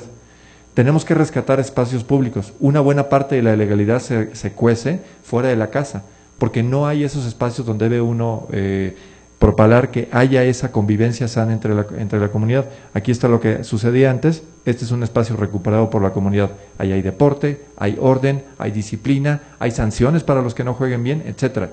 Acá hay desorden, hay narcomenudeo, hay abusos. Igualmente podemos ver, tema importante, el sistema penal acusatorio no lo debemos de ver como un tema, es un tema de los abogados, es un tema del INACIPE, es un tema del Ibero, no, es un tema en el que nos debemos comprometer e involucrar todos y cada uno de nosotros a entender cuál va a ser el futuro de la justicia en nuestro país. Entender, por ejemplo, que debemos de abonar al uso de medios alternativos de justicia. Es ridículo que en nuestro país se utilice el mismo calibre para el mecanismo institucional de procuración de justicia para el que se roba un gansito que para el que comete un secuestro. Es como matar moscas con una escopeta. El tiempo es limitado, los recursos son limitados. Necesitamos promover estos medios para que nos volvamos mucho más eficientes. ¿Y qué es lo que apuntamos? El nivel de impunidad tiene que bajar. El nivel de casos que se procesan eso tiene que subir y la ciudadanía tiene que adquirir mayor confianza en lo que está sucediendo. En esto podemos participar todos. No está limitado a algunos lugares o a algunos sectores. Todos, empresas, privadas, públicas, todos tenemos que participar en este gran esfuerzo. Espero que lo que esté anunciando hoy el presidente tenga algo que ver con esto y que no sea una nueva toma de pelo. ¿Cuáles son las exigencias aquí? ¿Qué es lo que debemos hacer? Trabajar con la autoridad, no contra ella. Hay que reconocer a los funcionarios, a los servidores públicos que hacen bien. Decía un maestro del IPADE que el que generaliza se equivoca. Y tiene la razón. No podemos denostar y descalificar a toda una corporación cuando debemos señalar y este funcionario no están haciendo bien las cosas. Pero tenemos que tener los arrestos también para reconocer a quienes sí lo hacen. Y les puedo decir que hay muchos policías que se juegan la vida todos los días ganando 2,000 y 3,000 pesos al mes. O sea, tenemos a verdaderos héroes en la calle que muchas veces no son reconocidos. Tenemos que abonar a evaluar el impacto de lo que hacemos. Ya nos cansamos con que nos midan las acciones o que nos midan su desempeño en base a acciones. Les criticamos, es que ya compramos tantas patrullas, ya compramos las patrullas. ¿Y eso a mí qué? Si eso no trasciende en el grado de impunidad, utiliza los recursos de otra forma. No, ya no vamos a medir acciones, vamos a medir resultados. Tenemos que también buscar justamente la rendición de cuentas. Tenemos que estar seguros de exactamente dónde y cómo se gastan esos recursos. ¿Cuáles son las acciones inmediatas? Y con esto creo que voy a terminar. ¿Cuáles son las acciones inmediatas que nosotros como organización estamos reclamando que se requieren hacer hoy, no mañana, hoy y que se empiece en forma inmediata? Necesitamos un número único de emergencias nacionales. Es increíble en nuestro país que... Bueno, pues bien, llevamos años reclamando este número de emergencias porque es increíble que dependiendo del lugar donde estemos en el país, tenemos que memorizarnos 6, 7 u 8 distintos números. Espero que lo hayan hecho, les daría un aplauso por esa parte, ¿no? Un poco retrasados, un poquito sordos, pero bueno, finalmente lo hicieron. Prohibición absoluta de celulares en reclusorios. La mayor cantidad de fenómenos de secuestro y extorsión se cometen desde dentro de los reclusorios. Tenemos que cambiar eso, no es admisible. Las policías a procuración de justicia, ya los dije, necesitamos integrarlos plenamente. Tenemos que hacer un cambio de la política de drogas. Lo que dice Agustín, yo estoy totalmente de acuerdo. Nosotros, aunque no es una panacea, tenemos que cambiar la política de prohibición. La política prohibicionista que inicia hace más de 100 años y se fortalece a finales de los 60, finales de los 70, por un esfuerzo de reelección del presidente Nixon, ha generado el desastre que tenemos hoy en día, porque genera una renta monopólica en un tráfico de un mercado que es una sustancia prohibida o una serie de sustancias prohibidas. Además, ya los Estados Unidos, que son los que nos metieron en este brete, tienen 22 estados en los cuales con una receta médica se puede tener acceso a marihuana y 5 estados donde ya se puede tener un uso lúdico. Entonces nos piden nosotros, bátanse a la muerte de este lado y allá los vamos a poder recetar en forma automática. Algo está muy mal en ese escenario. Otro tema que estamos aquí incorporando es que hay una protección absoluta en carreteras. el hecho de que nosotros estemos en un país donde no se pueda circular de un lugar a otro con la certeza de poder llegar, lo que está haciendo es que está gangrenando al país. Es decir, si tú tienes un cuerpo y la sangre no llega a una extremidad, esa extremidad se va a gangrenar, que es lo que va a pasar con Guerrero, con Michoacán, con muchos de estos lugares. Si no hay capacidad de flujo de bienes y de servicios, esos lugares se van a gangrenar.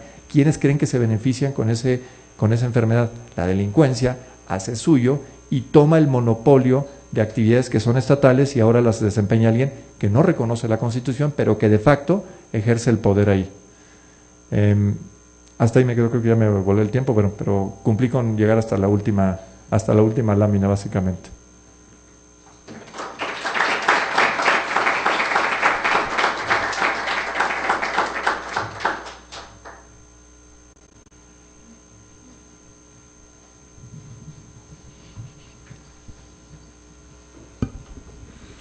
Bueno, yo no sé si alguna vez podré hablar de marginalidad y exclusión, pero la verdad es que han sido tan provocativas, tan provocadoras las pláticas de mis compañeros de mesa que no resisto la tentación de abordarlas desde el punto de vista culturalista y de la historia del derecho, que aquí muchos de quienes son mis alumnas y alumnos saben que es mi pasión, y porque creo, con el doctor Basabe, que ahí se brindan explicaciones muy claras a los fenómenos, es decir, que las tenemos que ver en perspectiva de larga duración, que diría la Escuela de los Anales. Estoy convencido de ello.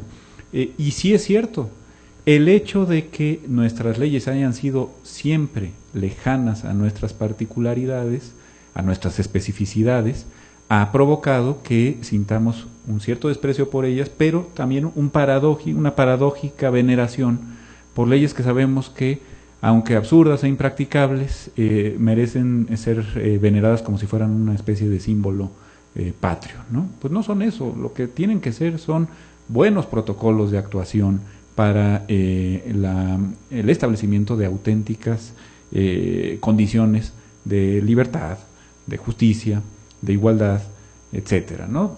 Para excluir toda exclusión, como diría Ortega y Gasset. Finalmente, si tenemos datos ya muy claros desde el punto de vista criminológico de qué es la exclusión y la marginalidad, lo que genera no solo un mayor encono entre los integrantes de las comunidades, sino también, evidentemente, la proliferación de conductas violentas, bueno, pues ya tendríamos que estar combatiendo a través de leyes justas y practicables, decía el cura José María Morelos hace 200 años, ¿no? Leyes justas y practicables, caray.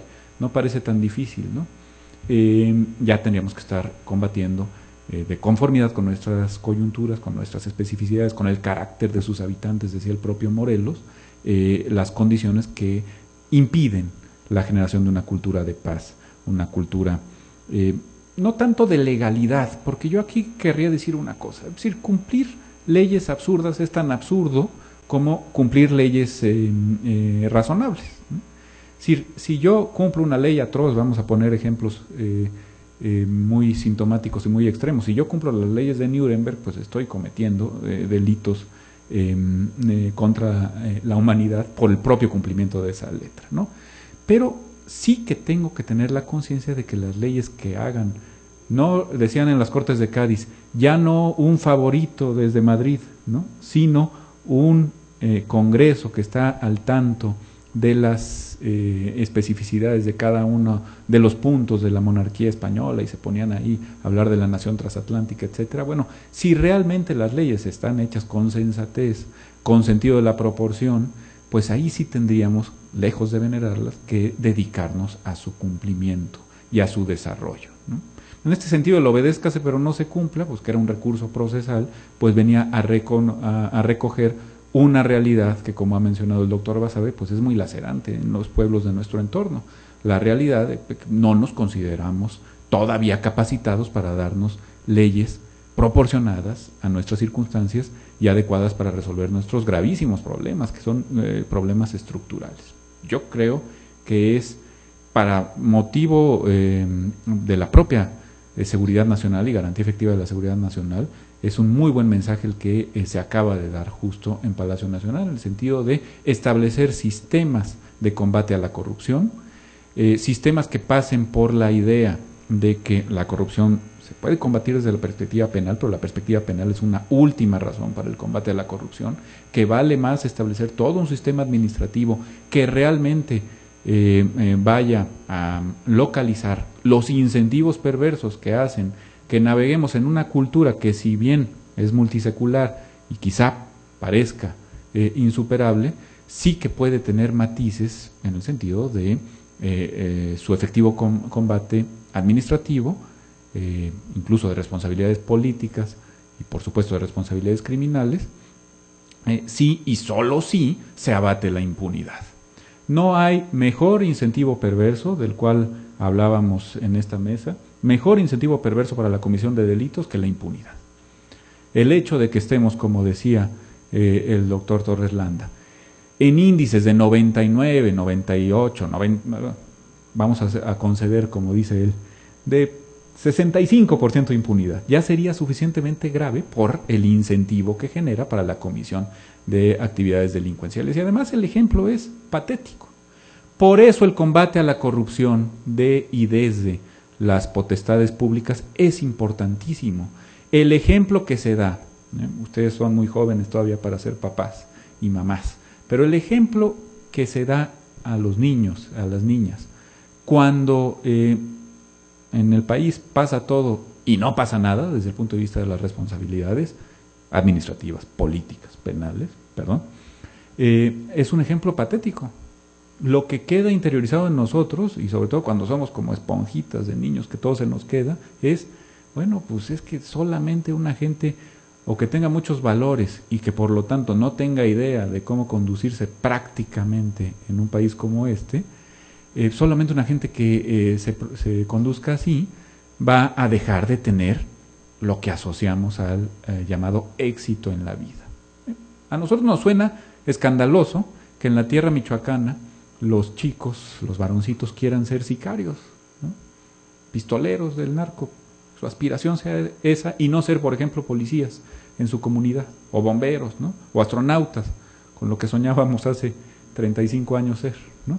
Bueno, pues traduzcámoslo a las circunstancias de un entorno privilegiado socioeconómicamente hablando como es este, ¿no? Como es el de Santa Fe, ¿no? Bueno, aquí quizá no quieran ser sicarios, pero sí puede ser que quieran ser abogados o políticos corruptos, ¿no?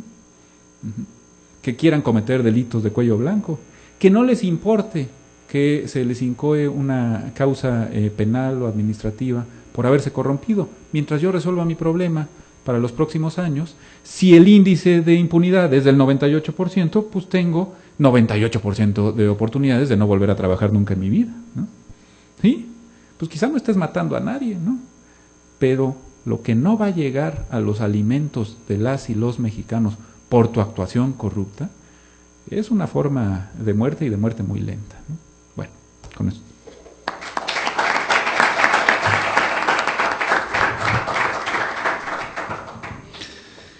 Una aclaración, tengo 5 minutos, ¿verdad?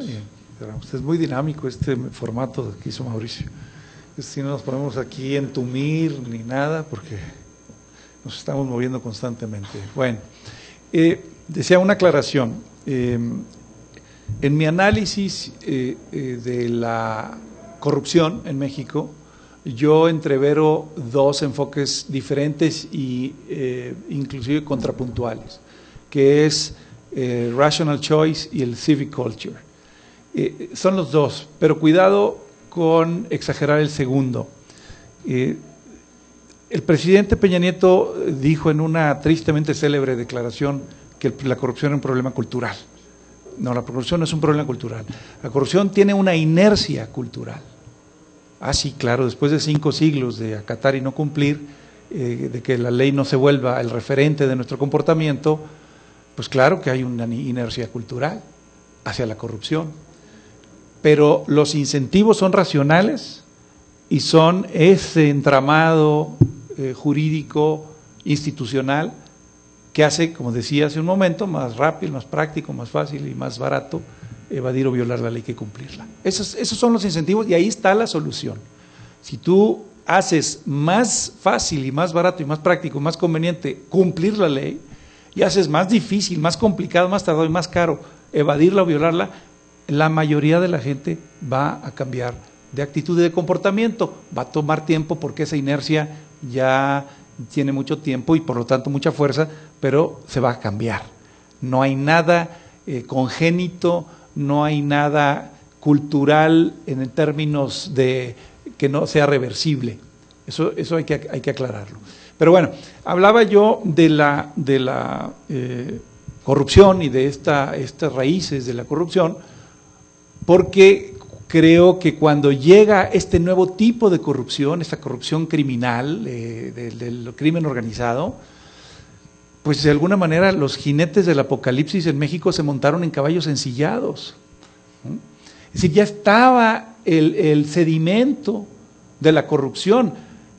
Nada más que la corrupción que había antes era una corrupción, entre comillas, inofensiva. Una corrupción a la que nos habíamos acostumbrado, y el gran problema de la corrupción en México, dicho sea de paso también, es que la inmensa mayoría de la población se beneficia de ella. De manera muy desproporcionada, por supuesto, hay una minoría, el vértice de la pirámide social que se beneficia de manera enorme, gigantesca, y la base de la pirámide se beneficia pues con una contra otra, pero se nos olvida que la corrupción también tiene un rostro amable, se nos olvida porque por eso es tan difícil de contrarrestar, porque se nos olvida que el policía que mordió un poco más pudo pagar la operación de su mamá que estaba enferma, o el ambulante que no paga impuestos, que pudo sobornar a un juez para sacar a su hermano de la cárcel, ¿no? Se nos olvida que ese es el aceite que permite que funcione el engranaje social, que impide que se resquebraje ese engranaje social. Y por eso es tan difícil de combatir. Pero decía, ese sedimento ya estaba, había una corrupción tolerable, había una corrupción aceptable a la que nos habíamos acostumbrado. Yo nunca vi marchas ni manifestaciones protestando por la mordida nuestra de cada día, nunca he visto grandes muestras de indignación por los sobreprecios de las obras públicas que se dan todos los días, por el diezmo que se le paga a la autoridad para construir, para hacer cualquier diezmo, si nos va bien, a veces son 20% y es más. No he visto, insisto, muestras de indignación, más que aisladas y esporádicas, porque nos habíamos acostumbrado a eso. Pero resulta que cambió la naturaleza, cambió la manifestación de esa corrupción, y ya no es esa corrupción inofensiva, ahora es una corrupción sangrienta, criminal. Lo decía Torres Landa hace rato.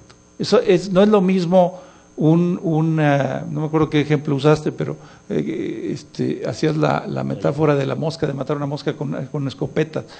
Bueno, efectivamente, no es lo mismo pagarle una mordida a un policía de tránsito o a un burócrata para sacar un trámite de manera más expedita, que asesinar, secuestrar, extorsionar. Bueno, pero esencialmente el mecanismo es el mismo. La diferencia es que el corrupto de antes salpicaba dinero y el corrupto de hoy salpica sangre. La corrupción en su naturaleza es la misma. Está sustentada en el mismo mecanismo. Ahora, ya con esto cierro, y creo que me voy a adelantar a lo que iba a decir Estrada Michel, porque hablabas del problema de la marginación, etcétera. Bueno, esa es una conclusión final, ¿no? No México, el mundo está pasando por unas zonas de turbulencia social muy grandes, con estas movilizaciones sociales que van desde la primavera árabe hasta los indignados en España, el Occupy Wall Street y muchas otras ciudades en Estados Unidos, y los movimientos juveniles estudiantiles en Chile, en Brasil, en México, en muchas partes, no por casualidad, no por azares del destino, es porque a partir de los 80, del siglo pasado, de los años 80, de esa década nefasta, cuando llega Thatcher a liderar la Gran Bretaña y Reagan Estados Unidos, y empieza la derechización del mundo y empieza el modelo neoliberal a entronizarse, pues se aumenta la brecha de la desigualdad social. El libro de Piketty, entre otras muchas cosas, nos vino a demostrar que la desigualdad de hoy, en el siglo XXI, es del tamaño de la desigualdad del siglo XIX, en pleno capitalismo salvaje. Bueno, con esas brechas tan grandes, entre los que tienen casi todo y los que no tienen casi nada, es natural que existan inconformidades y que se potencien las movilizaciones, las protestas, más allá, por fuera de los cauces institucionales de los países. Bueno, eso es lo que estamos viendo en México, lo estamos viendo en muchas partes, pero lo estamos viendo ahora en México. Este momento de crisis que está viviendo el país, en donde hay una serie de movilizaciones, de protestas por la atrocidad de Ayotzinapa, se está entreverando con los otros tipos de violencia. Hay una violencia del Estado, hay una violencia criminal y hay una violencia social. Y entre esas tres violencias, Dios nos agarre confesados. Esa primera violencia, porque la subrayo porque me parece detonador, la violencia del Estado, y no me refiero al monopolio de la violencia legítima beberiano, no, me refiero a la violencia criminal del Estado, porque además ya se borraron las fronteras casi entre la violencia del Estado y la violencia criminal. Se ve en las fosas de Guerrero. Se podría practicar ahí una suerte de arqueología de la represión o antropología de la represión. Se abren fosas, se destapan fosas en donde hay una capa de restos humanos de recientes asesinatos, otra más abajo de hace 5 años, otra más abajo de hace 10 años. En las mismas zonas han estado masacrando a diferentes personas, muy probablemente de la guerrilla o de grupos subversivos, porque Guerrero tiene una larga tradición en ese sentido, pero han sido asesinados y han sido enterrados en esas mismas fosas. Por eso hablo de una suerte de arqueología de la represión o antropología de la represión. Si ustedes ven lo que hay en Guerrero, esa violencia del Estado, esa represión en una zona paupérrima, en un estado con condiciones de pobreza extrema, tremendamente extendidas, lo suman al hecho de que es el estado productor de amapola. Hoy, ahí en Iguala, como decía por ahí algún columnista, es el escurridero de toda esa zona de cultivo de droga. En Iguala se maneja un negocio de miles de millones de dólares. Miles de millones de dólares. Entonces, mezclen ustedes la violencia del Estado en una zona marginada como Guerrero, la violencia criminal, el dinero que se mueve ahí, y la reacción y la protesta social en un clima de incredulidad, de desconfianza, de deterioro de las instituciones, y ese es el caldo de cultivo en el que estamos hoy nadando los mexicanos. Muchas gracias.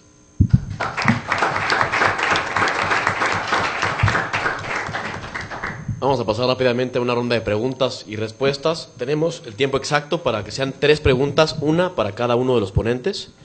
Tendrán ustedes 1 minuto para elaborarla y 2 minutos los ponentes para contestarla. Así que, ¿quién es el primero? Les voy a pedir por favor que se paren y digan su nombre, qué estudian y la pregunta para quién va dirigida, por favor. Bueno, buenas tardes, soy Gabriela Castillo, estudio Derecho, 5º semestre apenas. La pregunta va dirigida a los 3, no sé quién la quiera retomar. Hace tiempo leí algunas columnas y algunos textos sobre derechos humanos y todo el lío de inseguridad. Y me surgió una duda, me gustaría que me la aclararan o alguna propuesta, no sé. El derecho se supone que está hecho para todos, ¿no? Me refiero a las clases sociales, a la supuesta clase social alta, a la media y a la baja. Entonces, de la lectura de todo lo que les mencioné, resulta que la impunidad se ve más en la alta y en la baja, pero que las consecuencias más graves son en la baja, puesto que la gente deja de creer. Entonces, retomando lo que decía el doctor Basabe, se genera todo este conflicto de que como yo soy pobre, soy humilde, me acerco a las instituciones o a las personas que en principio deberían apoyarme o deberían de promover la justicia, no sé, al Ministerio Público o si quiero un divorcio al juez, etcétera. Y si no tengo la suficiente liquidez, tengo impunidad, tengo inseguridad, tanto jurídica como, inseguridad en general. Y porque no tengo los suficientes recursos, no puedo acudir a la corrupción, porque no le puedo dar dinero ni al Ministerio Público ni al juez. Entonces, esto va alejando a esta clase baja de la justicia y de la vida institucional Entonces, genera un arraigo de la ilegalidad y de la criminalidad. Entonces, la pregunta directa es, si es cierto esto, primero, ¿es cierto? Y segundo, si fuera cierto, ¿cuál sería entonces la responsabilidad de los abogados o de los juristas respecto a esta situación del país? Gracias. Vamos a tomar las 3 preguntas de una vez. Adelante, por favor, en la esquina. Perdón, se me olvidó comentar si se pueden presentar antes de decir la pregunta. ¿Qué estudian entonces? Fernando Gutiérrez, arquitecto e investigador urbano, representante de UCL en México, de Bartlett. Básicamente quisiera ver cuál es ahora sí que un resumen de cuál es para ustedes la principal labor o la postura social que tomamos nosotros los civiles ante toda esta tendencia de violencia y delincuencia. Entonces, ¿qué pasa en tanto con nosotros como civiles mientras todas estas reformas, tanto económicas como regulatorias, se vienen dando? ¿Cuál es el papel de nosotros como sociedad civil? Y todas estas manifestaciones que se han venido dando en los últimos años, o en los últimos meses sobre todo. Entonces, ¿cuál es la postura para ustedes? Muy bien, y la tercera pregunta. ¿Nadie?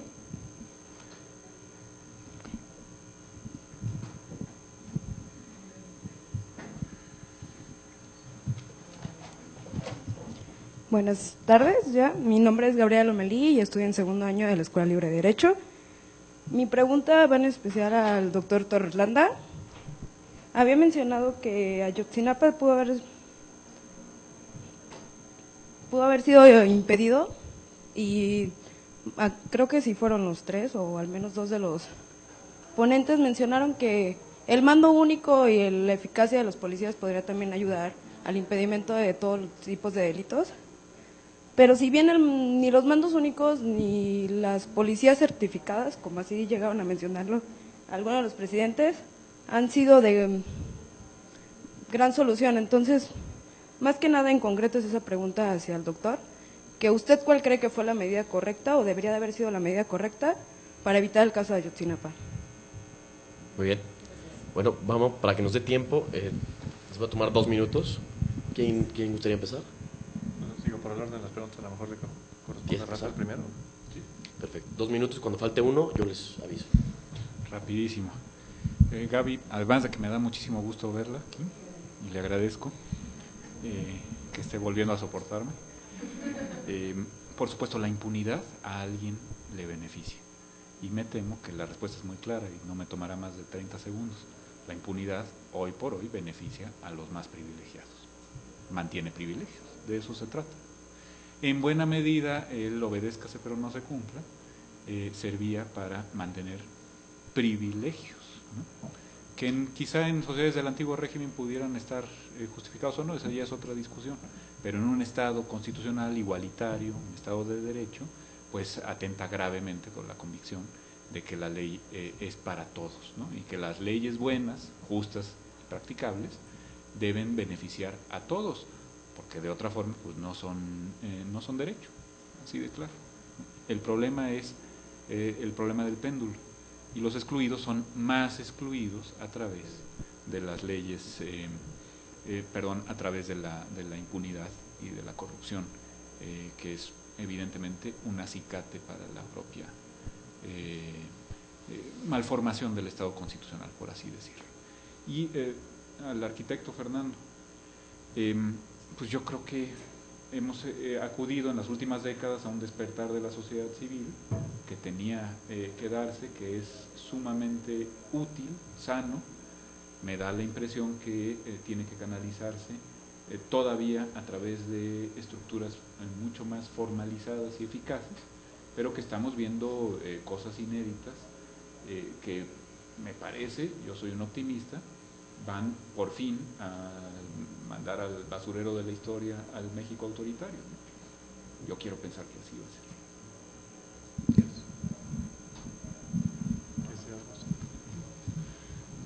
ser. En relación a la pregunta que haces respecto a por qué pensamos nosotros que la tragedia de Ayotzinapa, también que realmente fue Iguala, Tlatlaya y en su momento San Fernando. La razón por la cual nosotros reclamamos de que esas tragedias se pudieron haber evitado es porque las señales son claras de un abandono completo por parte de las instituciones. Constitucionalmente hay tres actividades que solamente le corresponde al Estado, que es el uso de la fuerza pública, el cobro de contribuciones y la resolución de controversias. Esas son las tres actividades que primariamente nadie podría realizar que no fuera una institución constitucionalmente reconocida. Podremos hablar de muchas otras tareas del Estado, pero esas son las tres fundamentales. Y hay estados, y nosotros señalamos que son 5, en las cuales 1, 2 o 3 de estas actividades no las realiza la actividad un órgano constitucionalmente reconocido. Entonces, para nosotros eso es elemento suficiente como para que hubiera una reacción institucional del Estado que puede llegar incluso a la suspensión de garantías, porque además de facto están suspendidas. O sea, es un tema, si yo hablo con habitantes en Tamaulipas o en otros lugares, las garantías están suspendidas de facto, o derechos fundamentales, como se denominan hoy en día, están suspendidos, no existen. No hay una autoridad que regule ninguno de estos tres, no autoridad constitucional, hay otro tipo de autoridades. Por eso decimos que esas sí se pudieron haber evitado, porque no sé por qué nos tenemos que esperar a que el vaso derrame agua antes de actuar. La pregunta es, ¿ahí tocamos fondo? Si no hacemos algo realmente institucional y de fondo, no hemos tocado fondo todavía. Van a haber muchos más de esos eventos. Solo 2 comentarios. Uno, yo creo que hay en México ya dos tipos de corrupción. Bueno, hay muchos, pero hay 2 grandes. Uno es la corrupción de las élites y la otra es la corrupción de revancha, le llamo yo, de la base social, ¿no? Allá arriba se corrompen, se vuelven multimillonarios los políticos, los empresarios hacen fortunas mayores a las que debían de hacer, los líderes sindicales son magnates, y entonces abajo dicen, pues nosotros tenemos también derechos de corrupción, fíjate lo que te digo. Derecho de corrupción. O sea, si ellos tienen derecho a la corrupción allá, acá lo vamos a tener para compensar las cosas. Y entonces, si yo hago una marcha y te destruyo propiedad pública o propiedad privada, pues es parte de mi revancha, es parte de mi derecho, y así como hubo impunidad arriba, debe haber impunidad también aquí abajo. Y cuando ya se generaliza así, y cuando ya la corrupción es aceptada tácitamente por todos, es decir, cuenta con la quiesencia tácita de la mayoría de la sociedad, pues es cuando ya no tienes prácticamente asidero. Y luego, sobre los ciudadanos, pues la participación, por supuesto, la participación social que estamos viendo. El problema es que la participación de la sociedad civil, que siempre es importantísima, imprescindible, debe tener siempre al final cauces institucionales de participación. Y en México cada vez más vemos esos cauces asolvados.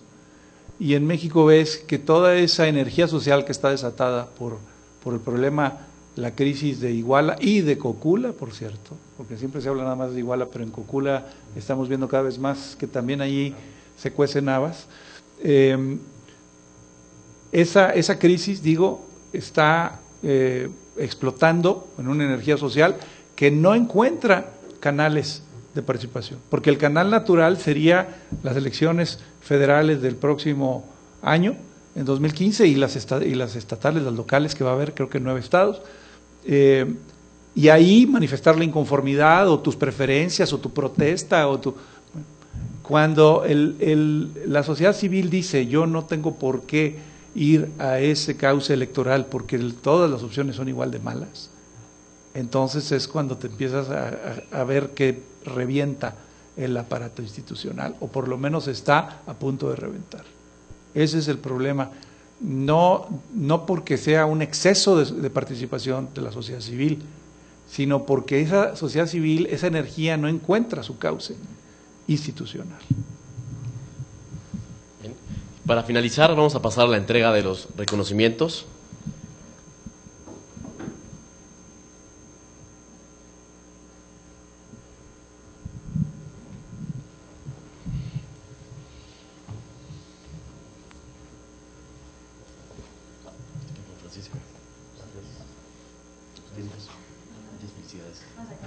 Muchísimas gracias. Un fuerte aplauso.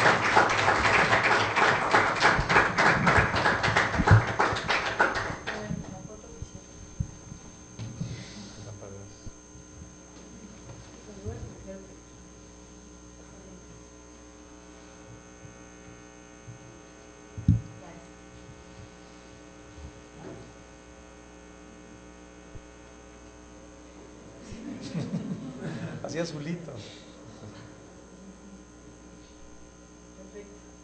Muchísimas gracias. Les agradezco muchísimo a todos su presencia.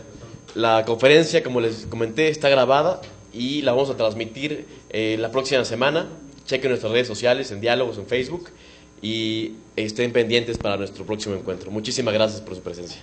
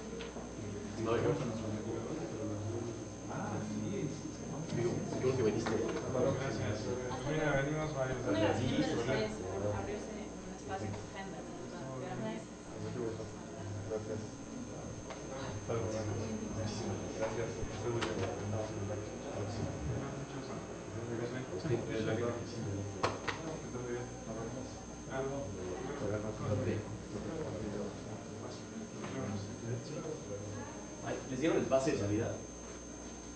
Yo me quedé afuera. Ya llegué. Oye, Ximena, nos habían así como el paro con la credencial que nos prestan para pagar como estudiante liberado. Ajá. Es que no sé, el día que venimos nos prestaron su credencial. Yo tengo mi credencial. ¿Tú me la prestas? Para salir nosotros. Sí, perfecto, sí. ¿Podemos pagar 2 tickets con una misma credencial o no? No sé, es que acá nosotros pagamos con la tarjeta. Ajá, o sea, es con el registro, entonces no sé cómo se paga el estacionamiento con el bolsito. Pero creo que igual, ¿no? Porque, o sea, te hacen como... O sea, te piden el boleto y nada, das tu credencial de que eres alumno. Ajá. Entonces sí, ¿no? Pues pago 2 boletos. Sí, lo que se puede. Sí, ¿no? Perfecto. Bueno, Sí, okay. muchas gracias. Oye, sí. ¿Ya es la última de este año o todavía? Sí, es la última de este año. Ya terminamos clases de cursos, ¿no? Yo creo que como que se completó, ¿no? Porque el otro de religión está... Oye, el próximo miércoles. Sí, es que afectó mucho que estamos en finales de semana. Entonces fue... Yo creo que se afectó encima... muchísimo. Sí, pero qué experiencia fue algo, sí. Sí, claro.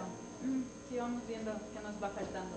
Pues vinieron 10, 11 de la libre. No, tú no. Teniendo en cuenta. 10. Vale. 10 de la libre. No es cierto, eso es pura. Sí, yo digo que influyó mucho lo de los exámenes. Porque sí se colocaron los carteles y todo. Cartel llamativo. Pero bueno. Pero estuvo bien.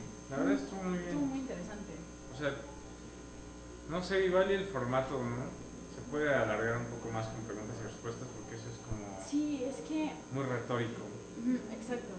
Es que normal, en la pasada hicieron 2 sesiones de preguntas y respuestas. Fue muy retórico, estuvo súper intenso, a mí me encantó. Sí, estuvo intenso porque era más debate, exposición, como en este caso. Bueno, igual si tenían ideologías diferentes. Que al final ya estaban chocando, pero yo creo que también es que hubiera sido una ronda de preguntas y respuestas para que ellos tomaran su postura real, ¿no?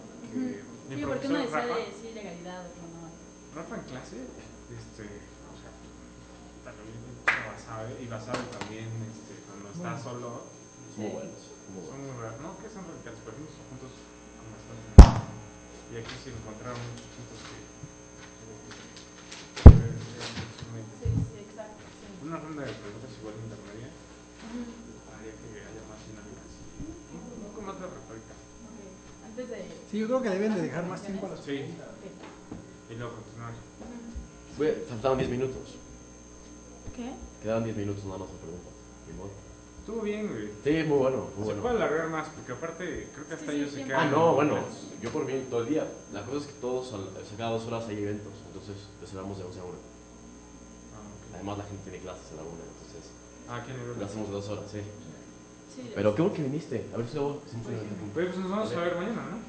En Querétaro. Sí. Claro. Yo me voy a llevar a Laín, una niña del CIE que no conoces, que está ya casi entrando a diálogo. Ok. Se llama Fernanda, ¿sí creo que? Órale, mañana nos vemos allá. Con Iván, y no sé quién más va a ir conmigo. Ah, en ¿Cómo Querétaro. vamos? Que vamos. Ahí nos vemos, hermano. Sí, pues ya. Gracias por venir. Oye, güey, y te debo una explicación larga de lo de aquel día, pero ya te enterarás bien porque andaba Órale. enojado. Claro que sí. Y se andaba muy enojado, güey, pero bueno. Tema Sí, X. Pues cuídense mucho. Hecho. Nos vemos, ¿verdad? Suerte, amigo. Cuídense. Gracias. Muy amigos, ¿verdad? Ricardo. ¿Qué te hace? ¿Qué te hace? Como si estuvieran despidiendo para ti. Ah, no, es que... ¿Cómo se llamaba? Ah, ok. Sí. The fuck. ¿Cómo se The llamaba? fuck did I just saw? Mira, qué onda está.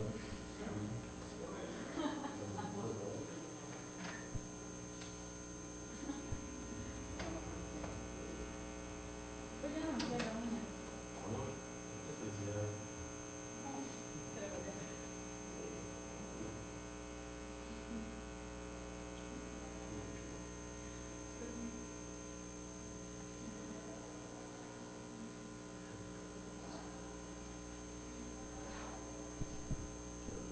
Oye, amor, es que se rato sí, por eso.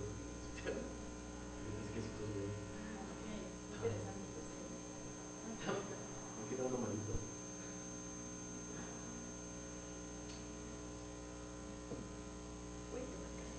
No, que no, ya no tomé. No, sí.